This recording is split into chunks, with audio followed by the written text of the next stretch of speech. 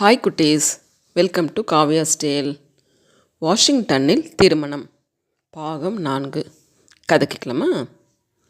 லோரிட்டாவுக்கு வாஷிங்டனில் போர் அடித்தது. காரணம், அவளுடைய சிநேகிதி வசந்தா அருகில் இல்லாதது தான். கார்டனுக்குள் சென்று ஒவ்வொரு பூச்செடியாக பார்த்து கொண்டிருந்தாள். அதெல்லாம் அவளுக்கு ரசிக்கவில்லை. என்ன இருந்தாலும் டாஞ்சூர் ஃப்ளவர் பஞ்சுக்கு ஈடாகுமா என்று எண்ணிக்கொண்டாள். வசந்தாவின் நினைவு தோன்றவே உடனே தன் தோழிக்கு லெட்டர் எழுத போய்விட்டாள். டியர் வசந்தா, இப்போது நான் மேரேஜ் பார்ட்டியுடன் வாஷிங்டன் வந்திருக்கிறேன். என் டேடியும் மம்மியும் உன் டேடியும் மம்மியும் இங்கே தான் இருக்கிறார்கள். மிஸ்ஸஸ் ராக்பெல்லர் 1 மினிட் கூட ஓய்வில்லாமல் அலைந்து கொண்டிருக்கிறார். மேரேஜ் ரொம்ப கிராண்டாக நடக்கும் போலிருக்கிறது. இங்கே சம்மர் ஹவுஸில் சுற்றிலும் beautiful garden, flowers, very nice. ஆனால் டாஞ்சூர் ஃப்ளவர்ஸ் மாதிரி வாசனை இல்லை. அம்மாஞ்சி, சாஸ்திரி என்று 2 பேர் வந்திருக்கிறார்கள். Very humorous people. அவர்களை பார்த்தால் லாரல் அண்ட் ஹார்டியை போல் இருக்கிறது. என் டாடியும் மம்மியும் பிரைட் க்ரூம் பார்ட்டியுடன் டம்பர்டன் ஓக்ஸ் மாளிகை பார்க்க போயிருக்கிறார்கள். மேரேஜ் அநேகமாக ஏப்ரல் மாதத்தில் நடக்கும் என்று தோன்றுகிறது. இன்னும் டேட் நிச்சயமாகவில்லை. டுமாரோவுக்குள் எல்லாம் தெரிந்துவிடும். நீ இல்லாமல் எனக்கு இங்கே பொழுதே போகவில்லை. உன் ஹஸ்பண்டுடன் நீ அடுத்த வாரமே வாஷிங்டன் வந்துவிடு. இங்கே ஸ்ப்ரிங் ஆரம்பமாக போகிறது. செரி ஃப்ளவர்ஸ், டாக்வுட், டுலிப்ஸ், மக்னோலியா எல்லாம் வெரி வெரி பியூட்டிஃபுல்லாக இருக்கும். இந்த சம்மர் ஹவுஸ் கார்டனில் பெரிய பெரிய மரங்கள் இருக்கின்றன. நீ வந்தால் அவற்றிலே ஊஞ்சல் கட்டி விளையாடலாம். ரொம்ப ஜாலியாக இருக்கும். உன் அன்புள்ள லோரிட்டா. பின் குறிப்பு: நீ வரும்போது எனக்கு 6 டின் கமர்கட் வாங்கி வரவும். சாஸ்திரிகளே, மணி 3 போகிறது. வெளியே கொஞ்ச தூரம் வாக்கிங் போய்விட்டு வரலாமா என்று கேட்டார் அம்மாஞ்சி. சைக்கிள் இருந்தால் ஜார்ஜ் டவுன் முழுவதுமே ஒரு சுற்றி பார்த்து விடலாம் என்று ஆசைப்பட்டார் சாஸ்திரிகள். தரித்திர புத்தி உம்மை விடவில்லையே. வாஷிங்டனில் வந்து சைக்கிளில் போகிறாராம் என்றார் அம்மாஞ்சி. நடந்து போவது மட்டும் குபேர புத்தியாக்கும் என்றார் சாஸ்திரி. அதற்கு வாக்கிங் போவது என்று பெயர். அதோ பாரும், எத்தனை பேர் ஜோடி ஜோடியாக வாக்கிங் போகிறார்கள் என்று. அவர்களெல்லாம் எங்கே போகிறார்கள்?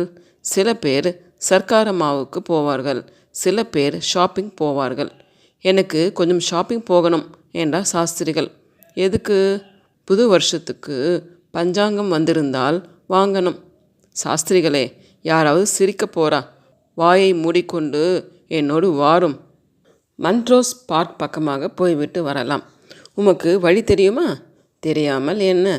சம்மந்தி யாத்துக்காரால் தங்க போகிறாளே டம்பர்டன் ஒர்க்ஸ், அந்த வீட்டை தாண்டி ஆஸ்ட்ரீட் வழியாக நடந்தால் கொஞ்ச தூரத்தில் மன்ட்ரோஸ் பார்க் நாம் தங்கியிருக்க சம்மர் ஹவுஸ் மேல் மாடியிலிருந்து பார்த்தாலே தெரியறதே. வாஷிங்டன் நகரத்தையே நீர்தான் நிர்மாணித்த மாதிரி அல்லவா பேசுகிறீர் என்றார் சாஸ்திரிகள். தக்லியை எடுத்து கொண்டீரா? பார்க் பெஞ்சில் உட்கார்ந்து கொண்டிருக்கிற நேரத்திலே நூற்கலாமே என்றார் அம்மாஞ்சி. ஐயாசாமி, மூர்த்தி, ஹாப்ஸ் தம்பதியர், பிள்ளை வீட்டுக்காரர்கள் எல்லோரும் எதிரில் வந்து கொண்டிருந்தார்கள். எங்கே புறப்பட்டு விட்டீர்கள் என்று அம்மாஞ்சியை பார்த்து கேட்டார் மூர்த்தி. மன்ட்ரோஸ் பார்க் வரை வாக்கிங் புறப்பட்டோம். டம்பர்டன் ஒர்க்ஸ் பங்களாவை போய் பார்த்தீர்களா? வசதியாக இருக்கிறதா என்று கேட்டார் அம்மாஞ்சி. ரொம்ப சௌகரியம். 2 வீடுகளும் கூப்பிட்ட தூரத்தில் இருக்கின்றன. நீங்கள் இருவரும் சீக்கிரம் திரும்பி வந்து விடுங்கள் என்றார் ஐயாசாமி. OS 7:30க்குள் வந்து விடுகிறோம் என்றார் சாஸ்திரி. அவ்வளவு நேரம் ஆகுமா என்று கேட்டார் ஐயாசாமி. 6:30 மணிக்குள் என்று தான் சாஸ்திரிகள் சொல்ல நினைத்தார். ஆனால் அவருக்கு 6:30 என்பதற்கு இங்கிலீஷ் தெரியாது. 7:30 என்கிற வார்த்தை தான் தெரியும். எனவே தெரிந்த இங்கிலீஷை சொல்லி வைத்தார். சாஸ்திரிகள் உளறுகிறார் என்பதை புரிந்து கொண்ட அம்மாஞ்சி, நாங்கள் 6:30க்குள் வந்து விடுகிறோம் என்று சொல்லி அனுப்பினார். சாஸ்திரிகளும் அம்மாஞ்சியும் பார்க்கில் ஜன நடமாட்டம் இல்லாத ஓர் இடமாக பார்த்து பெஞ்சில் அமர்ந்து கொண்டனர். சாஸ்திரிகள் தக்லியை சுழற்றி நூற்க ஆரம்பித்தார். நீர் இங்கேயே உட்கார்ந்து நூற்று கொண்டிரும். நான் கொஞ்சம் மாவிலை உடுத்து வந்து விடுகிறேன். நாளைக்கு 2 வீட்டுக்கும் புண்ணியாக வாசனம் செய்யணும் என்று கூறிவிட்டு போனார். அம்மாஞ்சி திரும்பி வருவதற்குள் சாஸ்திரிகளை சுற்றி பெரும் கூட்டம் கூடிவிட்டது.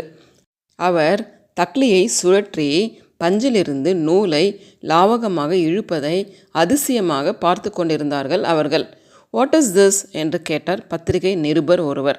சாஸ்திரிகள் பதில் சொல்ல முடியாமல் திணறிக் கொண்டிருந்த போது நல்ல வேளையாக அம்மாஞ்சியே திரும்பி வந்துவிட்டார்.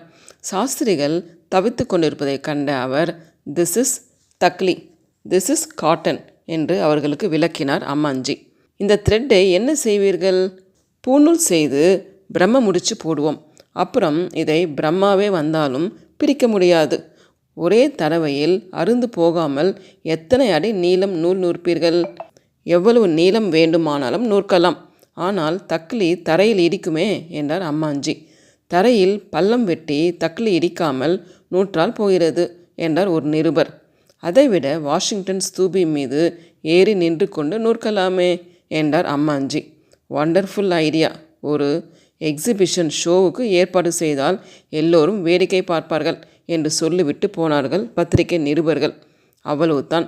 ஸ்பின்னிங் மேன் ஃப்ரம் காந்திலேண்ட் என்று அன்று மாலையே பத்திரிகைகளில் செய்தி வெளியாகிவிட்டது. அம்மாஞ்சியும் சாஸ்திரிகளும் ஜாகிக்கு திரும்பி செல்வதற்குள் மணி 8க்கு மேலாகிவிட்டது. இருவரும் வழி தெரியாமல் தெரு தெருவாக அலைந்து அலைந்து ஜார்ஜ் டவுன் முழுவதும் சுற்றிவிட்டு கடைசியாக ஆர்ட் ஸ்ட்ரீட்டுக்கு வழி கேட்டு கொண்டிருந்தனர். வெகு நேரமாகிவிடவே டில்லி பஞ்சு காரை எடுத்துக்கொண்டு அவர்களை தேட கிளம்பிவிட்டான். அம்மாஞ்சியும் சாஸ்திரியும் ஆர்ட் ஸ்ட்ரீட்டிலேயே அலைந்து கொண்டிருப்பதை கண்ட பஞ்சு, உங்களை தேடிக்கொண்டு எங்கெல்லாம் அலைகிறது? மிஸ்ஸஸ் ராக்பெல்லர் உங்கள் இருவரையும் உடனே அழைத்து வர சொன்னார் என்றான். குளிர்ந்த வேளையில் ஜார்ஜ் டவுனை ஒரு சுற்றி பார்த்தோம். அதனால் லேட்டாகிவிட்டது என்றார் அம்மாஞ்சி. வீட்டுக்கு திரும்பி வர வழி தெரியாமல் அலைஞ்சோம்னு சொல்லுமேன். இதில் வேறு ஜம்பமா என்றார் சாஸ்திரிகள். அலைகிறதாவது வாக்கிங் என்று சொல்லும் என்றார் அம்மாஞ்சி. அம்மாஞ்சி வாத்தியாரே, கையிலே என்ன அது என்று கேட்டான் பஞ்சு. மாவிலை கொத்து. நாளைக்கு புண்ணியாக வாசனம் செய்ய வேண்டாமா? டில்லி பஞ்சு சிரித்தான். ஏன் சிரிக்கிறாய்? அம்மாஞ்சி கேட்டார். இது மாவிலை இல்லையே, வேறு ஏதோ இலை என்றான் பஞ்சு. பார்ப்பதற்கு அப்படித்தான் இருக்கும். இது அசல் அமெரிக்கா தேசத்து மாவிலை என்று சமாளித்தார் அம்மாஞ்சி. சம்மர் ஹவுஸில் ராக்பெல்லர் மாமியும் மற்றவர்களும் கல்யாண ஏற்பாடுகளை பற்றி சர்ச்சை செய்து கொண்டிருந்தார்கள். அம்மாஞ்சியும் சாஸ்திரிகளும் வருவதை கண்டதும், வாங்கோ அம்மாஞ்சி, ஏன் இவ்வளவு லேட் என்று கேட்டார் ஐயாசாமி. இந்த பேப்பர்காரால் எங்களை விட்டாதானே கேள்வி மேல் கேள்வி கேட்கிறார்கள். தக்லியில் நூற்று காட்டணுமாம். அதை ஒரு எக்ஸிபிஷனாக நடத்தணுங்கிறா.